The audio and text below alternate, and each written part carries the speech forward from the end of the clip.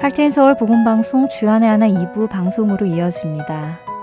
주안의 하나 2부에는 매일을 살아가는 힘을 얻는 존 맥아더 목사님의 Strength for Today와 은혜의 설교, 그리고 선교지에서 겪은 일들을 나누어주는 부르신 곳에서가 준비되어 있습니다.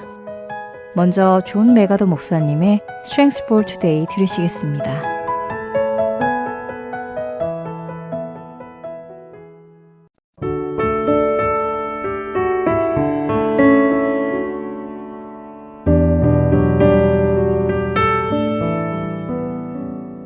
애청자 여러분 안녕하세요. 존 맥아더 목사님의 Strength for Today 진행의 유사랑입니다.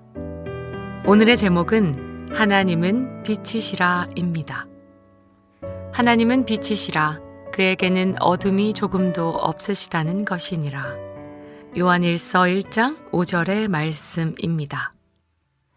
하나님의 진실하심과 거룩하심은 우리가 죄를 짓지 않도록 하는 강한 동기가 됩니다. 빛과 어둠은 성경에 자주 응용되는 은유적 표현입니다.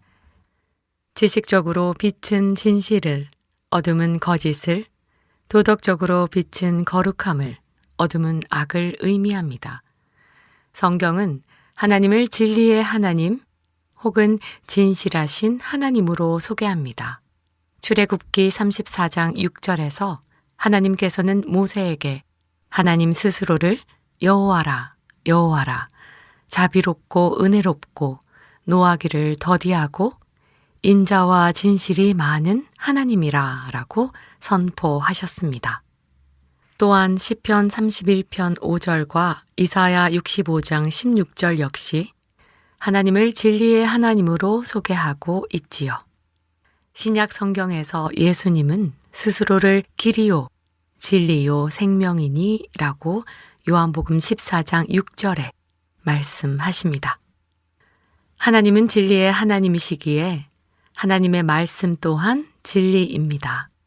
사무엘 하 7장 28절에서 다윗은 주 여호와여, 오직 주는 하나님이시며 주의 말씀들이 참되시니이다 라고 선포했습니다. 또한 요한복음 17장 17절에서 예수님은 하나님 아버지께 그들을 진리로 거룩하게 하옵소서, 아버지의 말씀은 진리니이다 라고 기도하였습니다. 그 진리의 말씀인 성경은 우리에게 지식의 빛을 전해 주십니다. 우리가 잘 아는 시편 119편 기자의 고백처럼 주의 말씀은 내 발의 등이요, 내 길의 빛입니다. 하나님이 빛이시라는 것은 하나님은 절대적으로 거룩하시며 그분은 악과 함께 할 수 없으신 것을 의미합니다.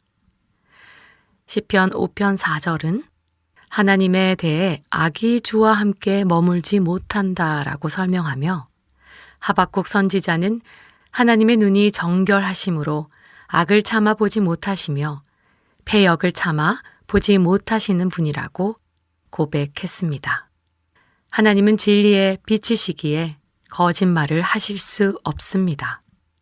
그렇기에 공의로 행하면 모든 것이 형통할 것이라는 이사야 3장 10절의 말씀과 죄는 응당한 결과를 가지고 온다는 잠언 11장 5절의 하나님의 말씀은 말씀 그대로 실현될 것을 우리는 확신할 수 있습니다.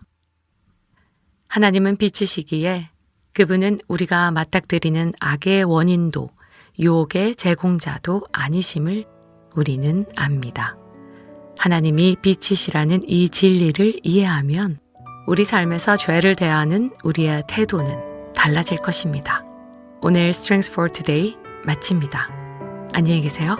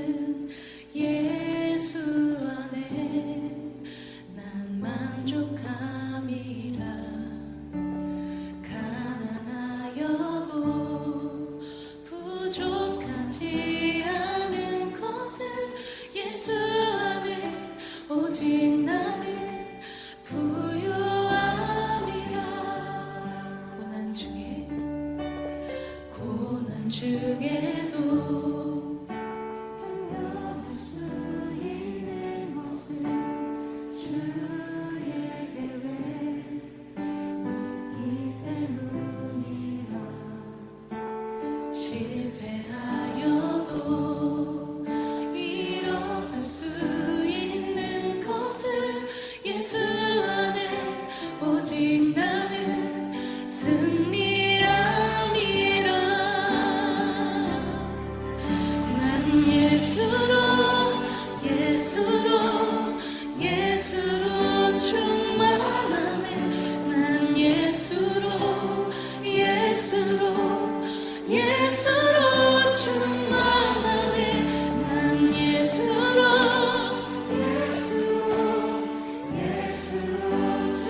충만하네. 영원한 왕 내 안에 살아계시네.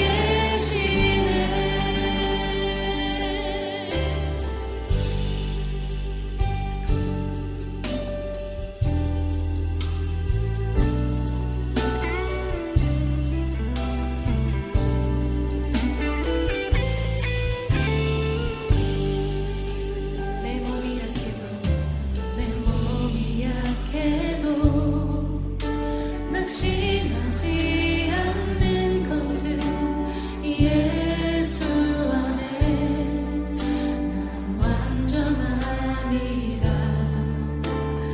완요한 세상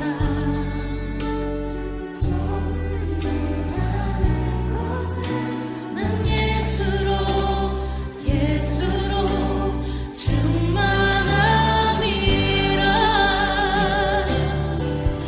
난 예수로 충만하네.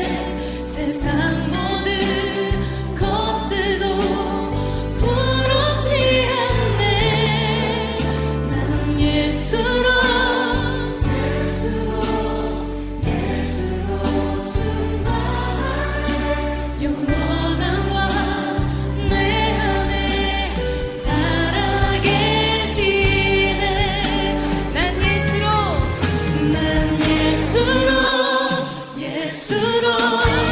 예수로 충만하네. 세상 모든 풍파도 두렵지 않네. 예수로 영원한 왕 내 안에 살아계시네. 영원한 왕 내 안에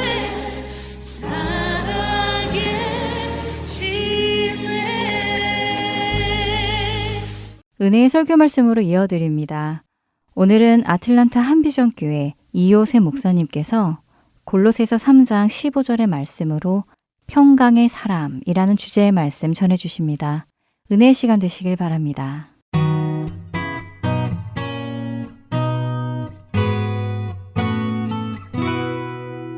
저는 늘 이렇게 목회를 하다 보면 교회 안에서 삽니다. 교회 안에 살다 보니까 잘 못 느끼는데 지난 한 주간은 제가 그야말로 잠시 사역을 쉬는 시간을 가졌습니다. 그러다 보니까 세상에 나가 있는 사람 같습니다. 기분이. 미션 트립 가거나 밖에서 그런 목적을 가지고 갔을 때는 미션을 해야 되니까 그 미션에 집중하니까 잘 못 느끼는데 휴가로 제가 일주일을 쉬는 거하고 다른 얘기인 것 같습니다. 손자들과 함께 놀고 뭐 이렇게 잠깐 쉬자 그래서 쉼의 시간을 잠깐 가졌는데도 어떤 마음이 드는가 하면 오늘 교회를 이렇게 딱 들어보면서 생각하니까 아, 성도님들이 이렇게 해서 세상으로 떠났겠구나 하는 생각이 들어요. 불과 5일 동안인데도 매일매일 보는 것이 세상 일이고 매일매일 부딪히는 것이 세상의 일상의 삶이고 그런 것들이죠. 그것이 쉼이 될지는 모르겠지만은 영적으로는 쉼이 되지 않는 것이 뭐냐면은 이제 그런 날수가 하루 이틀 3일 4일 5일째 가고 나니까 무엇을 느끼냐면 하나님 찾는 시간이 작아진다는 것을 느끼게 됐어요. 하나님 찾는 시간이 작아지니까 그 지난 5일 동안 곰곰이 생각해 볼 때 어떤 마음이 드느냐 하면 천국에 있는 시간보다 세상에 있는 시간이 더 많았구나. 그게 뭐 장소나 시간적으로 그런 것보다 제 심령을 통해서 그런 걸 느낄 수 있습니다. 주님을 생각하고 주님과 함께 천국에 있을 때는 걱정도 없고 근심도 없고 기쁨이 있고 평강이 있고 정말 그 열매라는 것을 말할 수 있는 그것들처럼 제가 그것을 천국을 누리고 있는 것을 제가 실제로 체험할 수 있거든요. 그런데 아주 짧은 기간이지만 그 기간 동안 제가 많은 시간을 세상 안에서 보내다 보면 제 마음 안에 평강도 깨지고 기쁨도 깨지고 많은 것이 부서지고 깨지는 걸 제가 체험할 수 있어요. 손자들하고 놀면서 세상적인 근심과 걱정이 들어왔어요. 많은 걱정이 들어오는 거예요. 뭐 별 쓸데없는 걱정이 다 들어옵니다. 이 아이들 잘 키워야 되는데 이 아이들 잘 키워서 일어나야 되는데 잘못 크면 어떡하나. 이 아이들이 크는데 얘네 아빠한테 사고 나면 어떡하나. 뭐 세상적인 걱정 근심이 다 오니까 가가지고 다른 것보다도 자녀들에게 잔소리만 잔뜩 하고 오는 거예요. 운전 조심하라, 애 잘 키워라. 할아버지 같은 얘기만 계속 하고 있는 거예요. 그런 자신의 이야기들이 어디서 나왔는가 가만히 보니까 불신앙에서 나온 것도 굉장히 많은 거예요. 걱정과 근심과 두려움들이 들어오니까 자꾸 그런 소리들을 하게 된다. 그런 것 같습니다. 그러다가 어느 날 정신이 벌떡 났습니다. 아, 이 애들한테 이제 복음 전해야지. 그래가지고 손자를 붙잡고 6살 먹은 애를 붙잡고 계속 복음을 전하다 보니까 발견한 게 있어요. 성경책을 그렇게 좋아하는 거예요. 좋아하면 됐다. 좋아하면 됐다. 그랬더니 반대로 이 작은 애가 자꾸 밤에 읽고 이제 자자 그랬더니 밤에만 읽는 것이 아니라 성경책 읽은 데까지 딱 펴놓더니 내일 아침에 깨면 읽어달라 그런 얘기예요. 그래서 아, 이게 자꾸 시켜야 되는구나. 나도 자꾸 돌아 들어가야 되고 그걸 절실하게 느꼈습니다. 교회를 와서 오늘 이제 주일날 들어오니까 우리 교회는 영적인 분위기와 림이 틀립니다. 하나님 생각하게 하고 하나님께 나오게 하고 하나님 찬양하게 하고 하나님 말씀 안에 들어가게 합니다. 확실히 다릅니다. 그렇죠? 하나님께 돌아보고 하나님을 바라보고 하나님께 나간다는 것이 얼마나 중요한 것인지를 다시 한번 느낍니다. 오늘 우리 많은 성도님들이 사실은 많은 시간을 세상의 한복판에서 보내고 이제 주일날 교회를 나오십니다. 그러나 주일날 교회 나오시는 것도 큰 특권이고 영적으로 내 믿음이 회복되고 좋은 시간들이 되는 줄 믿습니다. 그러나 삶 안에서 주님을 바라보고 지키고 나가고 천국을 계속적으로 누린다는 것이 결코 만만한 일만은 아니다. 우리 신경과 관심을 뺏어가려고 하는 것들이 너무 많다는 것을 오늘 생각하게 됩니다. 오늘 여러분과 저도 그런 마음을 가지고 우리 마음을 다해서 하나님께 돌아가는 시간 되었으면 좋겠습니다. 하나님을 믿는 사람, 하나님을 따르는 사람에게는 반드시 맺히는 것이 열매입니다. 우리는 주일마다 이 열매에 대한 말씀을 나누고 있습니다. 그래서 사실은 시리즈 말씀인데요.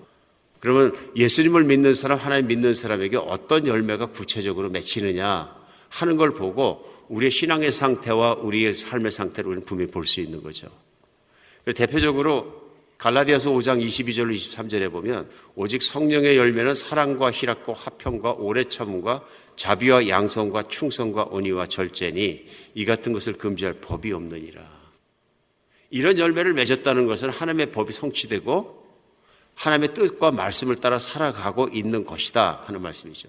그러니까 자기 욕심과 타락한 인간의 욕심을 따라 살지 않고 음란함을 따라 살지 않고 내가 살아갔을 때 하나님을 보고 따라갈 때 성령을 따라갔을 때 맺히는 열매들이 이런 것이다. 그래서 우리는 사랑과 두 번째로는 희락에 대해서 우리는 매주같이 나누었습니다. 오늘은 우리 짧게 화평에 대해서 나누기로 합니다. 오늘 사랑의 열매, 기쁨의 열매가 맺히는 뿐만 아니라 예수님 믿고 하나님 믿는 사람에게 반드시 맺혀야 되는 열매가 뭐냐면 평안의 열매를 맺는다. 그래서 성경 안에서는 오늘 갈라디아서도 화평이란 단어를 썼습니다마는 때로는 화평, 때로는 평강, 때로는 평안 여러 가지 모양으로 이렇게 번역이 됩니다만 사실은 신약성경 같은 경우는 에이레나는 똑같은 단어들입니다. 그러면서 제가 생각을 해보니까 아닌 게 아니라 한국말이 어휘력이 굉장히 풍부합니다. 그래서 문장이 들어갈 때마다 똑같은 원어를 할지라도 이런저런 단어로다 화평, 평안, 평강 단어를 바꿨을 때마다 느낌이 조금씩 달라지는 걸 느낄 수 있습니다. 그런 내용은 같은 것입니다. 평안입니다. 우리는 평안이 무엇인지를 압니다. 평안의 반대말 우리 이해할 수 있죠. 불안의 반대말. 불안을 생각해 보면 평안이 어떤 것인지 금방 느낄 수 있습니다. 그렇죠? 오늘 말씀 중에서 우리 평안의 열매를 맺어야 된다. 그리고 오늘 본문 말씀의 한 절입니다. 골로새 3장 15절이 그리스도의 평강이 너희 마음을 주장하게 하라. 너희는 평강을 위하여 한 몸으로 부르심을 받았나니 너희는 또한 감사하는 자가 되라. 전 참 귀한 말씀이라는 생각이 듭니다. 이 말씀에 사도 바울이 지금 전하고 있는 얘기는 이런 것입니다. 너희의 마음을 그리스도의 평강이 지배하게 하라. 그리스도의 평강이 네 마음을 지키게 하라. 왜냐하면 우리는 평강을 위해 한 몸으로 부르심을 받았다 얘기합니다. 그러니까 그리스도인이 되었다 하는 말은 무엇이냐 하면 바로 평안의 삶을 위해서 부르심을 받았다. 그것이 감사할 일이고 내가 평안한 삶을 살고 있는 것을 하나님께 늘 감사하는 자가 되라. 그러면 평강의 열매를 맺은 사람에 대해서 얘기합니다. 인생은 불안을 창조하는 어떤 기계 같은 공장을 지나가면서 사는 것과 똑같습니다. 살다 보면 불안하지 않을 수 없습니다. 살다 보면 불평안할 수가 없고요. 그런 인생이 계속되는 것을 우리는 느낄 수 있습니다. 불안만이 있는 것이 아니라 불안을 넘어서서 우리를 벌벌 떨게 하는 두려움도 있습니다. 사실 얼마나 많습니까? 여러분 지금 이 순간에도 두려워하는 것이 있습니까? 있겠죠. 건강을 잃어버리게 되면 우리가 여러 가지 몸에 아파지는 것과 불편한 것들과 삶의 퀄리티가 떨어지는 것과 심지어는 죽음까지도 불안해할 수 있습니다. 두려워할 수 있습니다. 그렇죠? 사업을 하면서도 불안해합니다. 매상이 조금만 떨어지고 매출이 떨어져서 가슴이 덜컹하는 사업가들이 많이 계실 겁니다. 아, 이게 왜 이러나? 다른 데는 뭐 경기가 호황이라는데 우리 비즈니스는 왜 이러나? 가슴이 덜컹하죠. 많이 그렇습니다. 우리 아이들을 키우는 분들은 아이들을 보면서 또 그렇게 근심하고 불안하고 두려워하는 것이 또 많이 일어날 수 있습니다. 우리 인생은 삶의 과정 중에서 불안하고 두렵고 이런 것들이 많이 있을 수 있다. 그럴 조건들이 충분히 있습니다. 세상 안에서는. 안전도 그런 것들이 있죠. 많은 것들이 그런 것들입니다. 제가 기도를 하면서도 늘 불안하게 느껴지는 것이 사랑하니까 그런 것 같습니다. 아까도 말씀드렸지만 자녀들 생각하면 마음이 괜히 불안합니다. 자식들이 잘하고 있어요. 이렇게 보면은 잘 추리고 잘하고 있는데도 제가 볼 때는 늘 불안합니다. 애기 같고요. 제가 볼 때는 이제는 사회적으로도 이제 어른이 되었고 이제 책임 있는 직위도 되었고 이제 또 아빠로서 엄마로서 충분히 감당할 수 있는 그럴 만한 나이와 모든 것이 됐음에도 불구하고 보면 불안하니까 자꾸 불안한 걸 가지고 기도하게 됩니다. 물론 하나님께서 그런 기도를 통해서 평안함을 주시지 않는다면 참 평안할 수가 없는 거죠. 그럴 만한 여건들이 얼마나 많습니까? 그러나 하나님께서는 우리가 예수 그리스도를 믿고 나서 이 땅 가운데 평안 가운데 살 수 있도록 길을 열어주셨습니다. 제일 먼저 우리가 알아야 되는 것은 이것인 것 같습니다. 하나님이 원하시는 평안은 하나님과 화평한 것입니다. 너희가 평안을 위해 부르심을 받았다는 얘기는 첫 번째는 우리가 알아야 되는 건 하나님과 화평해야 우리는 평안해집니다. 왜냐하면 이 화평은, 이 피스는 내가 만들어낸 것이 아니라 하나님께로부터 온 것입니다. 하나님과 내 관계가 화평하지 않으면, 평안하지 않으면 세상에 아무것도 평안하지 않습니다. 그래서 우리가 첫 번째 평안에 생각할 수 있는 건 뭐냐면 내가 하나님과 화평하기 때문에, 평안하기 때문에 맺히는 열매인 것입니다. 이걸 위해서 예수님이 이 땅에 오셨습니다. 이 땅에 오셔서 우리 죄를 대신해서 십자가에 못 박혀 피 흘려 돌아가시는 말미암아 하나님과 우리 사이를 화평하게 하셨습니다. 하나님과 우리 사이를 화평하게 하셨기 때문에 우리가 나머지 인생을 살아가면서 살아가는 길은 뭐냐면 그 하나님과 화평을 누리는 것입니다. 로마서 5장 1절에 사도 바울은 그것을 이렇게 정리합니다. 그러므로 우리가 믿음으로 의롭다 하심을 받았으니 우리 주 예수 그리스도로 말미암아 하나님과 화평을 누리자 하고 얘기합니다. 로마서 5장 1절에서 얘기한 건 뭐냐면요, 이제는 우리가 믿음으로 말미암아 예수님을 받아들이고 믿음으로 말미암아 하나님으로 말미암아부터 의롭다 하심을 이미 얻었기 때문에 하나님께 받아들여졌고 하나님과의 관계 속에서 바른 관계가 되었기 때문에 이제는 하나님과의 그 화평함을 누리자. 이 화평함을 다른 단어로 한번 바꿔보겠습니다. 하나님과 친밀한 관계를 누리자.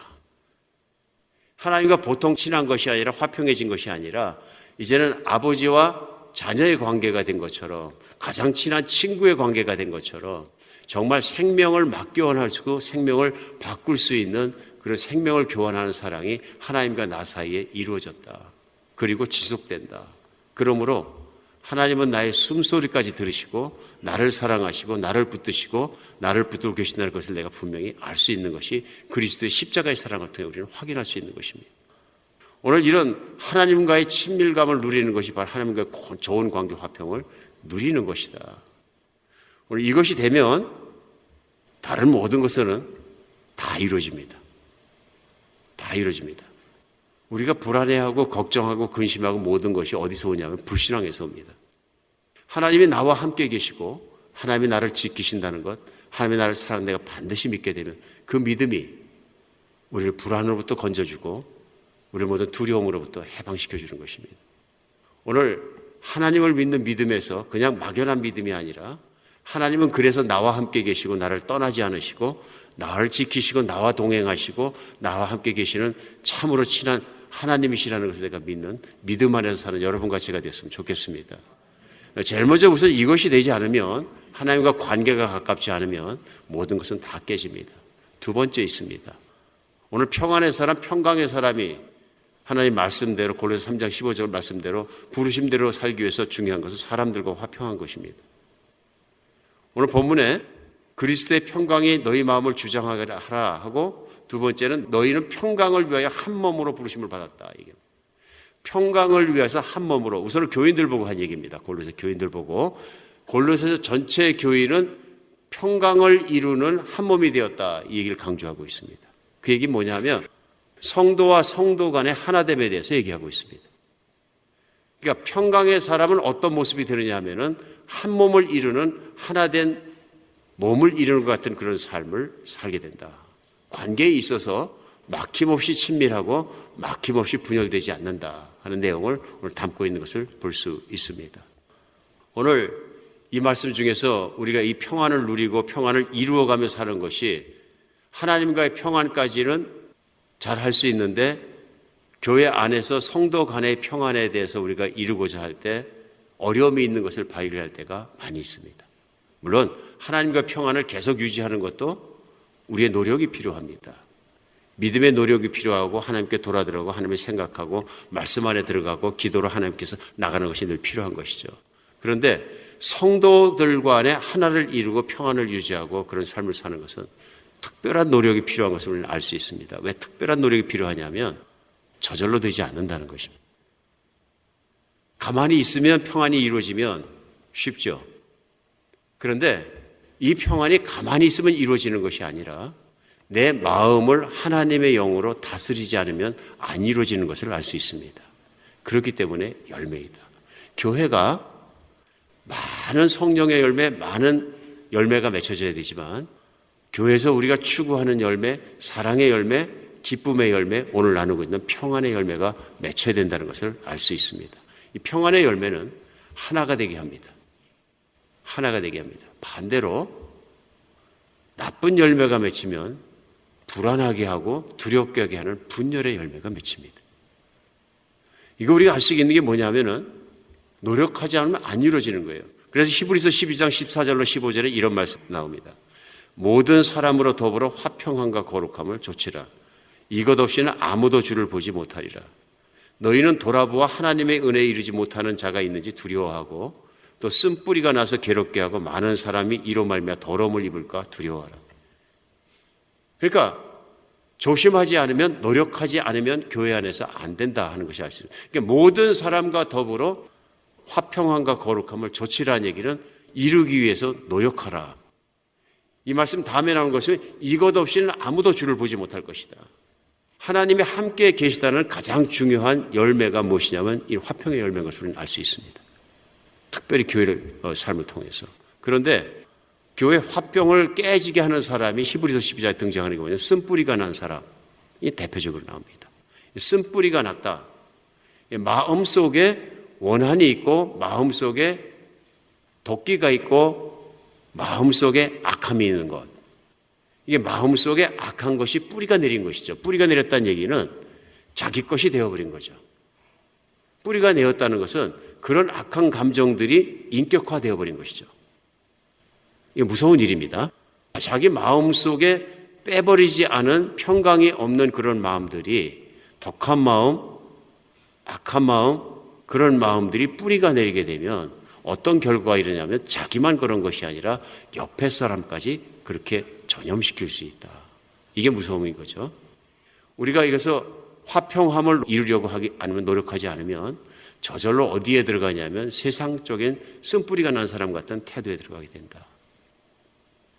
교회 안에서도 이렇게 지내다 보면은 노력하지 않으면, 조심하지 않으면 우리가 걸려 넘어가는 것들이 참 많습니다. 그것이 뭐냐면 남 얘기 듣기 좋아하는 겁니다. 평상시에 화평이 있으면 지키려고 노력해야 되는데, 교회가 평안하고 화평하고 조용하고 서로 사랑하고 잘 가면 귀하게 여기고 지키려 노력해야 되는데, 뭐가 이유가 한 가지 생기면 그때부터 바빠지는 사람들이 생깁니다. 뭔 말이 한 가지 들리면 그때부터 굉장히 바빠지는 사람들이, 흥분한 것처럼 바빠져요. 막.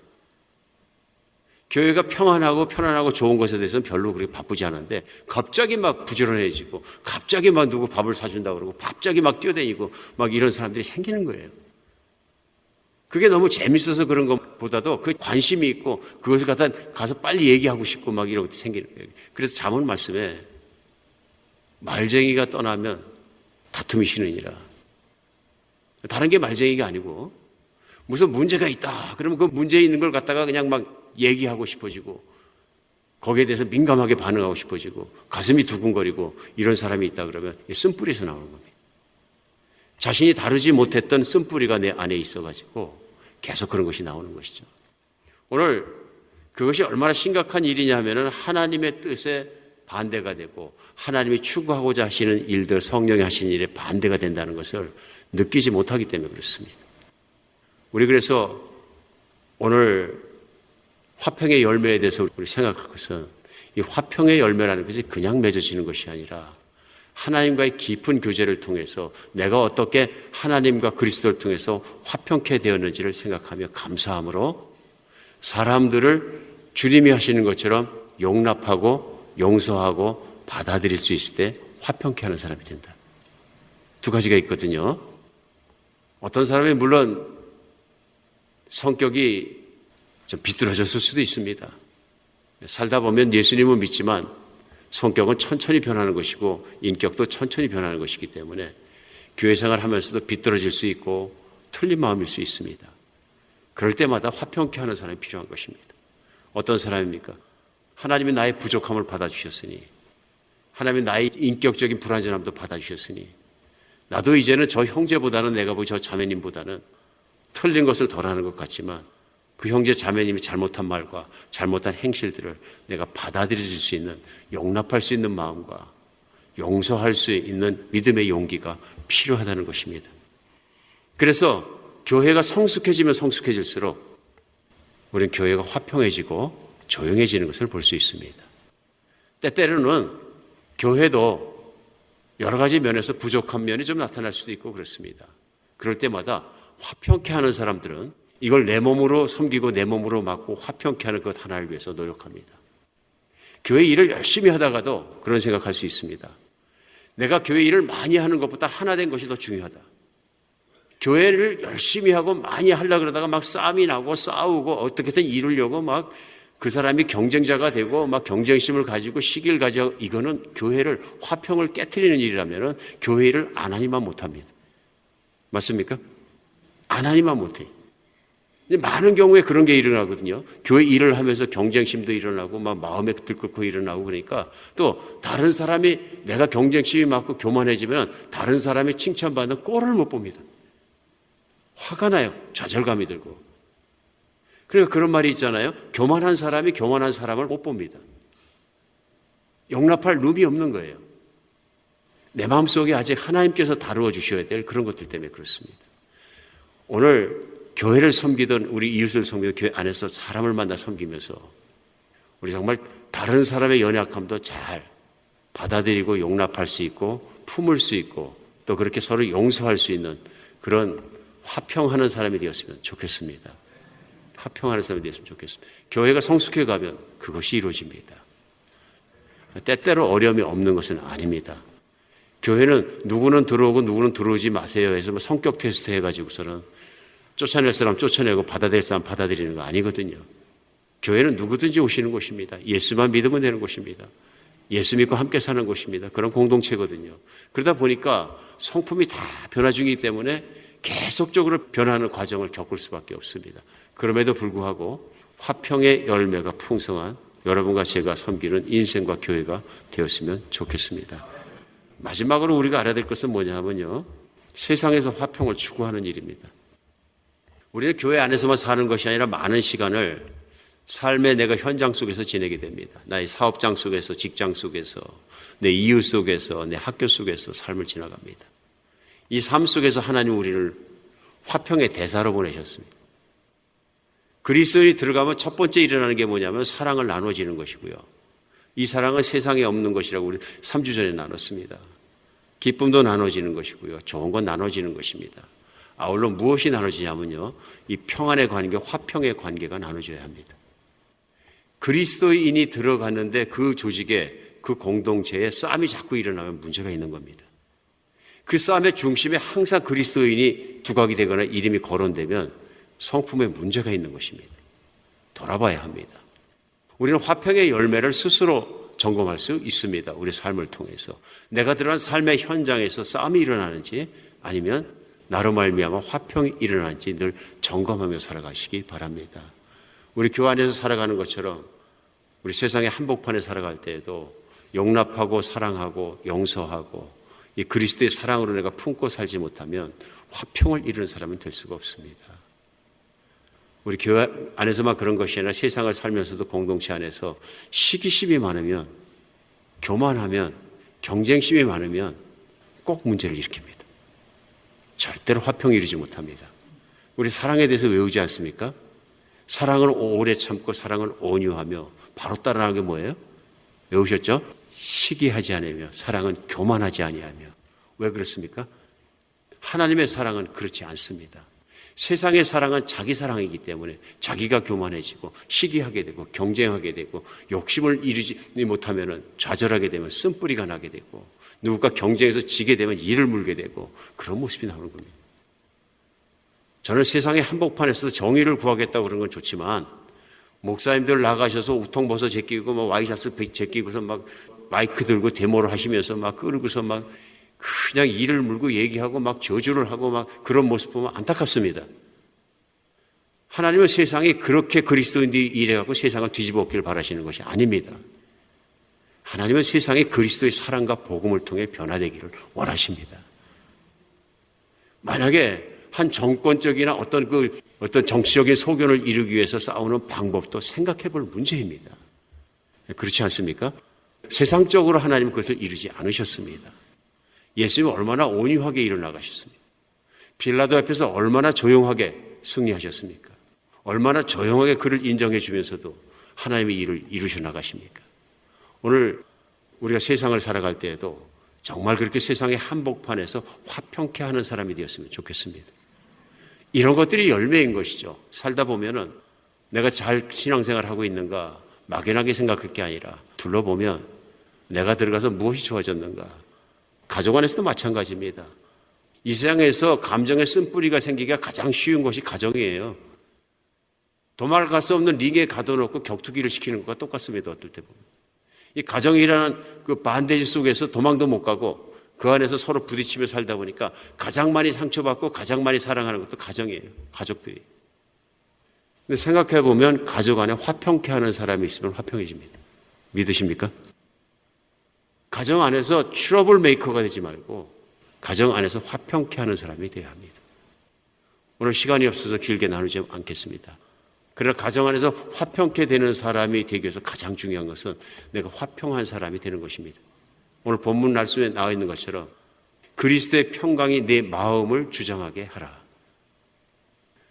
평강의 사람은 평강이 깨지는 것을 싫어합니다. 가정 안에서도 막 뒤집어 엎고 뭘 이루고 짜증을 내고 난리를 치고 그래서 뭘 이루려고 하지 마시고 사랑으로 하십시오. 사랑으로 하십시오. 가정 안에서 그것을 내 고집대로 이루하지 마시고 헤아려 보십시오. 내가 내 자신의 생각만 하게 되면 다른 사람의 생각을 이해하지 못합니다. 저는 이번에 절실히 느낀 게 있어요. 내 자신의 중심으로 생각해보면 6살짜리 손자의 마음조차 내가 헤아릴 수가 없구나. 절실하게 배웠어요. 개 키 높이에서 개 생각에서 개 입장에서 이렇게 다스려주면 금방 할 수 있는데 때때로 얘가 뭐라고 부르면 모른 척하고 대답도 안 하고 막 그럴 때가 있어요. 이번에 지내면서 그걸 발견했어요. 그러니까 처음에는 어른이 부르면 대답해야지 대답 안 하는 건 불손한 거야? 그것도 말 안 해. 못 들었지? 이거 너해. 그러면서 생각해 보니까 아, 이 아이가 크고 있구나.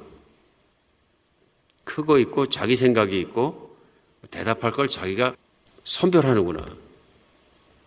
배우면서 대답하기 싫을 때는 그냥 놔두고 왜 대답해야 되는지를 행동으로 좀 잘 가르쳐야 되겠다. 그런 생각이 들었어요. 그래서 아이들이 자기 중심으로 크더라도 그 아이 입장에서 있으면서 생각을 하니까 화가 안 나는데, 제가 착한 애는 누구야 해서 이름을 부르면 예 하고 바로 뛰어오는 애인데, 제가 그런 기대를 세워놓고서는 얘가 그렇게 하지 않으면 얘는 두드려 가르쳐야 되는구나. 금방 생각이 들거든요. 그 고집을 내가 강하게 세울수록 손자와 저의 관계는 나빠지는 거예요. 아무리 가르치는 것이 옳다 할지라도 내가 그 아이 입장에서 그 아이 정말 생각을 이해하려고 노력하고, 그것을 이해하면서 나중에 대화가 되고 마음이 열렸을 때 왜 그렇게 했니? 하고 물어볼 수 있거든요. 그럼 그 아이가 왜 그렇게 했는가 알고 나서야 저는 그 아이와 대화할 수 있고, 그 이유를 내가 알고 나서야 길이 열릴 수 있다는 것을 이제 나이가 먹어서 배웁니다. 젊어서 자식 키울 때 몰랐어요. 은혜가 없어서 몰랐던 것 같아요. 그런데 이제는 알 것 같습니다. 사랑은 상대방의 입장에 있어서 생각하고 다가가고 기다리고 참고 하면서 그 입장에서 같이 가주면서 내 생각을 나눌 수 있을 때 나누는 것이구나 배우게 됩니다. 여러분, 세상에서 화평을 추구하는 것이나 교회에서 화평을 추구하는 것이나 우리가 어느 환경 속에서도 화평을 추구하는 것은 우리 주님이 나를 사랑해 주시지 않으면 불가능한 것입니다. 나 같은 성품도, 나 같은 연약함도, 나 같은 부족함도 품어주신 주님을 생각하지 않고서는 우리 화평의 사람이 될 수 없는 것을 알 수 있습니다. 늘 주님이 우리 마음을 다스려 주셔서 화평을 이루는 사람을 살아가는 여러분과 제가 됐으면 좋겠습니다. 가정이 화평해 주시기 바랍니다. 한 사람이 참으면, 한 사람이 화평하면 온 집안이 조용합니다. 교회를 화평케 하는 분이 되시기 바랍니다. 우리 늘 삶 속에서 화평을 추구하는 여러분과 제가 됐으면 좋겠습니다. 기도하겠습니다. 네, 우리 주님께서 화평케 하는 자는 복이 있나니 저희가 하나님의 아들이라 일컬음을 받을 것이요.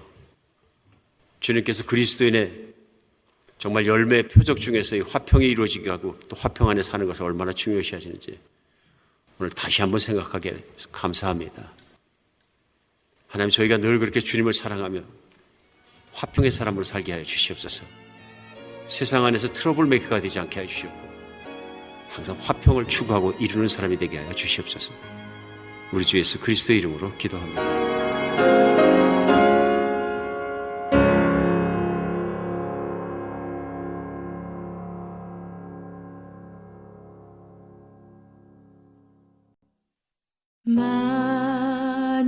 만유의 주제 존귀하신 예수 인자가 되신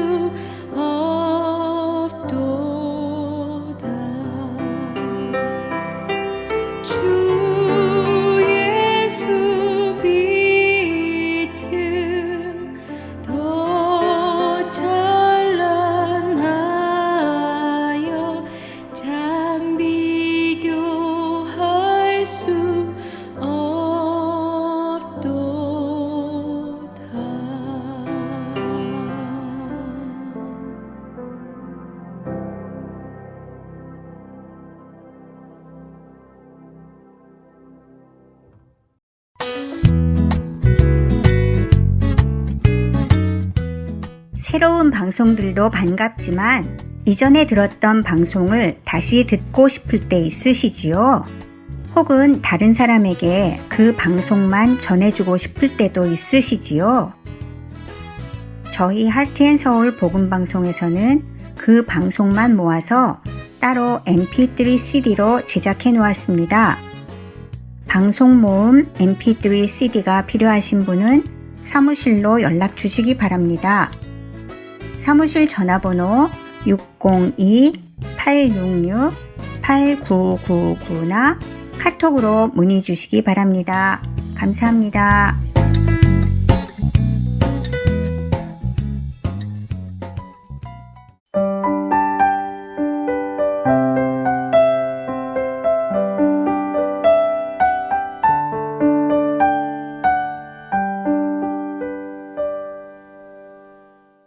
계속해서 새 프로그램 부르신 곳에서로 이어집니다.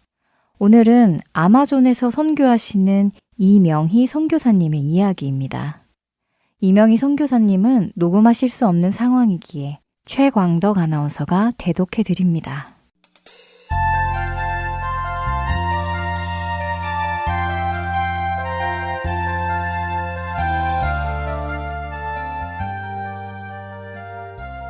저희 가정이 14년의 미국 유학 생활을 정리하고 브라질에 선교사로 가기로 결정하면서 가장 마음에 걸린 것은 자녀들이었습니다. 사춘기에 접어든 아이들에게 새로운 나라에 가서 새로운 언어를 배워야 하고 새로운 친구들을 다시 사귀어야 하는 것은 부모로서 참 마음이 아픈 일이었습니다. 특히 브라질에 가면 1년은 상파울에서 언어를 배우고 그리고 그 후에는 마나우스라는 도시로 이사해야 하는 상황과 마나우스에서는 아이들을 정글 안에 있는 학교로 보내야 하는 사실은 마음을 더 무겁게 하였습니다. 그것은 한국에서의 훈련 과정을 합쳐 4년 동안 아이들에게 5번의 전학을 요구하는 상황이었고 사춘기에 접어든 아이들에게는 쉽지만은 않은 상황이었습니다.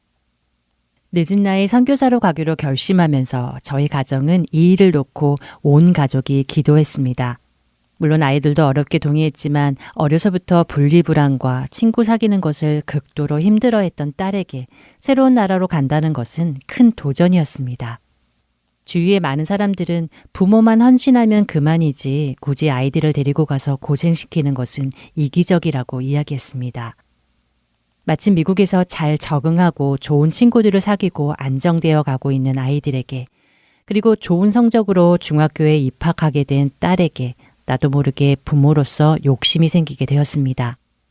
이 아이들을 이 좋은 곳에서 잘 교육시켜 하나님의 일꾼으로 키우는 것도 하나님께서 기뻐하시지 않으실까 하는 온갖 생각들이 나를 사로잡기 시작했습니다. 선교사로 가기로 결심했을 때의 나의 마음과 생각들, 하나님의 약속들은 이미 저 마음 한구석에 가 있고 세상 사람들이 주는 생각들과 고민, 자기 연민 등이 내 안에 가득 차기 시작했습니다. 온갖 잡다한 생각들과 마음이 어려워지자 내가 할 수 있는 것은 기도밖에 없었습니다. 그때 하나님께서 제 마음에 주신 말씀과 찬양이 있었습니다. 하나는 이사야서의 말씀이었습니다. 이사야서 55장 8절과 9절입니다. 여호와의 말씀에 내 생각은 너희 생각과 다르며 내 길은 너희 길과 달라서 하늘이 땅보다 높음 같이 내 길은 너희 길보다 높으며 내 생각은 너희 생각보다 높으니라. 아이들을 향한 나의 생각이 하나님의 생각보다 더 좋은지 물어보셨습니다. 내가 아이들을 위해서 할 수 있는 결정이, 생각이 하나님의 것보다 더 좋은지 물어보셨습니다. 내가 생각하는 좋은 학교, 좋은 친구, 좋은 환경이 정말 우리 아이들에게 가장 좋은 길인지 물어보셨습니다. 저는 아니요, 하나님이 주시는 것이 항상 가장 좋습니다. 라고 대답할 수밖에 없었습니다. 다시 한번 나의 생각과 마음을 하나님 앞에 내려놓을 수밖에 없었습니다. 그렇습니다. 하나님, 나의 생각보다 하나님의 생각은 다르고 더 높습니다. 하나님의 길이 항상 옳습니다. 라고 답할 수밖에 없었습니다. 왜냐하면 인간인 제가 볼 수 있는 것은 1분 후의 일도 모르기 때문입니다. 내 아이들을 가장 잘 아시는 것도 하나님이고 이 세상을 가장 잘 아시는 것도 하나님이시고 우리 아이들을 가장 사랑하시는 분도 하나님이시기 때문입니다. 머리로는 항상 알고 있었던 고백, 하나님이 맡기신 아이들입니다 라는 고백을 다시 할 수밖에 없었습니다. 그리고 얼마 후 딸 아이와 브라질에 가는 것을 이야기하는데 딸 아이가 이야기했습니다. 엄마, 지금까지처럼 하나님께서 가라고 하신 곳이 가장 좋은 곳일 거야 라는 고백이 하나님이 그 아이에게 주신 마음인 것을 고백할 수밖에 없었습니다. 요게벳의 노래처럼 이제 사랑하는 자녀들도 하나님 앞에 다시 맡기고 나보다 더 그 아이들을 잘 아시고 사랑하시는 하나님께서 그 아이들을 책임지시기를 기도할 수밖에 없었습니다. 그렇게 시작된 선교사로서의 여정에 하나님은 신실하게 대답하셨습니다. 한국에서 훈련받는 동안 2번의 전학을 하였던 아이들은 코로나로 인해서 비대면 수업이 많아 처음으로 다닌 한국 학교에서 잘 적응할 수 있었습니다. 브라질 상파울로에서는 하나님께서 우리 딸을 위한 귀한 선물을 준비하셨습니다. 친구 사귀는 것이, 학교 적응하는 것이 1년 이상 걸리는 우리 딸에게 너무나 귀한 친구를 주셨습니다.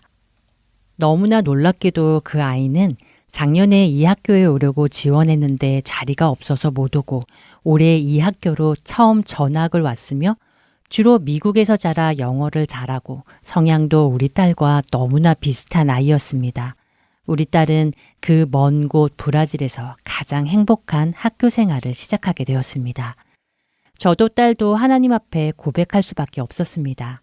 하나님이 보내신 곳이 가장 좋은 곳이라고요. 이제 저희 아이들은 아마존 정글 안에 있는 기숙사 학교에 들어갔습니다. 물론 벌레들에게 물려 온몸이 가렵고 날씨가 습해 귀의 문제는 계속 발생하더라도 아직도 엄마 목소리만 들어도 눈물이 나서 전화할 수 없지만 지금 이 순간도 하나님께 고백하는 것은 그 아이들이 나의 자녀이기 이전에 하나님이 가장 사랑하시는 자녀라는 것과 자녀에게 가장 좋은 것을 주시는 그 하나님이 그 아이들에게 가장 좋은 것을 주고 계시다고 고백하는 것입니다.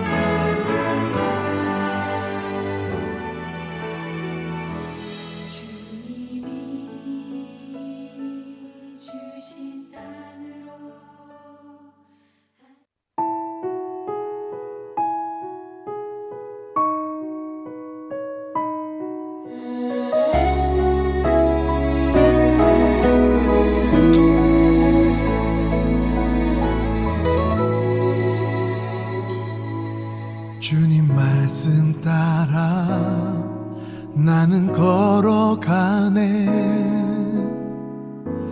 주께서 가신 그 길을 믿음에 눈들어 주를 바라보며 주님께 내 삶 드리네. 그리스도 그 거룩한 이름 생명 다해 그 길을 걸으리. 예수 예수 예수 그 사랑 없으면 나는 무엇도 아니요. 십자가의 거룩한 피로 살리 오직 예수.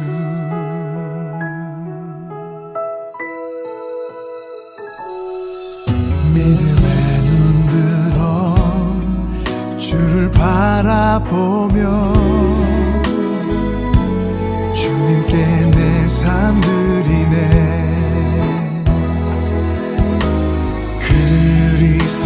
그리스도 그 거룩한 이름 생명 다해 그 길을 걸으리.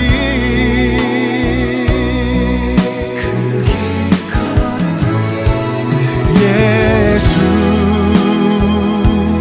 예수 예수 그 사랑 없으면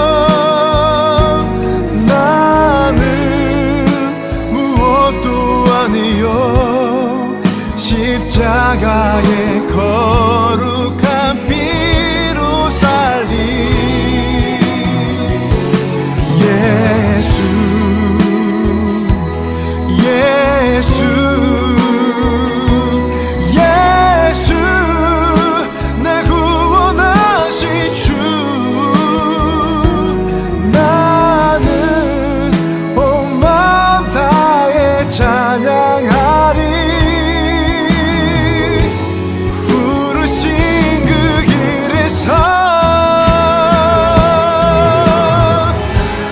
나의 달려갈 길과 주 예수께 받은 사명 그 복음 위에 내 생명 드리리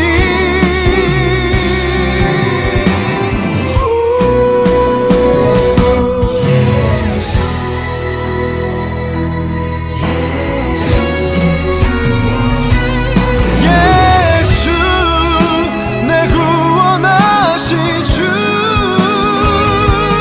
나는 온 마음 다해 찬양하리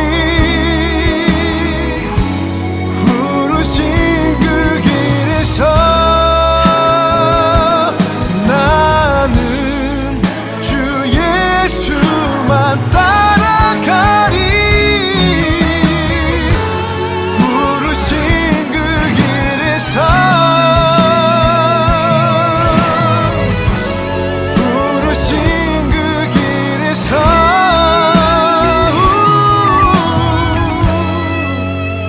오직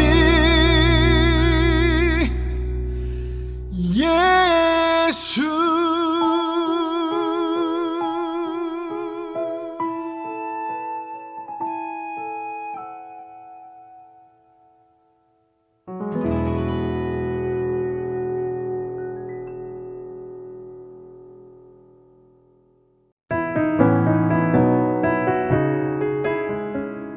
주안의 하나 2부 준비된 순서는 여기까지입니다. 계속해서 주안의 하나 3부로 이어집니다. 주님의 말씀을 더 알아가는 시간 되시길 소망하며 2부 순서 여기에서 마치겠습니다.